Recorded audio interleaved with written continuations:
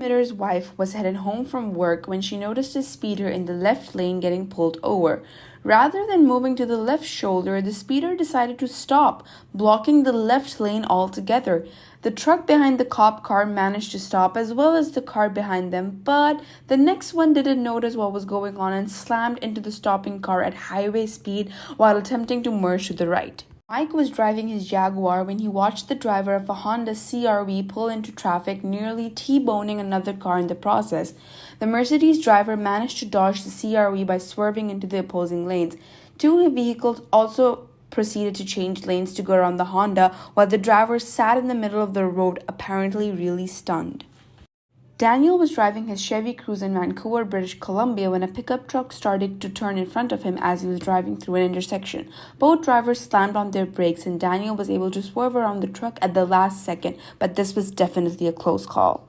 Brian was driving in a Minnesota blizzard when he watched a FedEx semi-truck jackknife and hit a merging van. Brian didn't notice the van getting hit until he watched his dashcam footage, so that's why my package delivery was very late.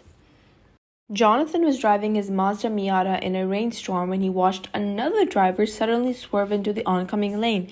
The other driver barely missed colliding with an oncoming car. Jonathan followed him for several more miles and watched him drive very slowly for a while before accelerating up to 80 miles per hour. He said it was like watching an NPC in Grand Theft Auto. What do you think was going on?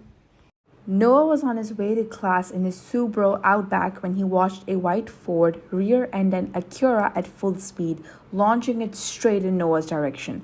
The Acura slammed directly into Noah's driver's door, spinning the Subaru around. There were no serious injuries, but all three vehicles were totaled. Gabe was headed to Ace Hardware when he happened to cross a crew trying to make room for an oversized boat transported through town. Check out what happened as a bucket truck operator tried to lift the traffic lights. The cable slipped off the bucket and two of the traffic lights ripped off and shattered on the ground. Thankfully, no one was struck by these massive signals. Eventually, they got it figured out and they were able to bring a huge boat under the traffic lights. Enrique was driving his brand new 2020 Honda Accord, which he got 8 months ago on his birthday when he was rear-ended by a distracted driver while waiting for traffic at a yield sign. The guy begged Enrique not to file an insurance claim, promising to pay for the damages in cash. But after he ghosted him without paying the $1,700 repair bill, Enrique had no choice but to report the claim to his insurance provider.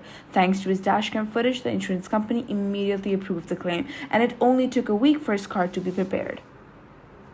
Jake was driving his Mercury Milan to work on a very rainy morning when he approached a green light. As he proceeded through the intersection, another driver ran her red light right in front of him. The woman in her 70s stated that after the accident, she hadn't seen Jake's car. She reported some pain and was taken to the hospital to be checked out, but thankfully Jake was okay. Her insurance provider took full responsibility even without seeing the dashcam footage, and Jake received a settlement for twice what he had paid for the car in the first place. He was able to salvage his custom wheels and roof rack. Mr. Krause was driving a semi-truck for work when the driver of a car cut him off, forcing him to hit them before driving off.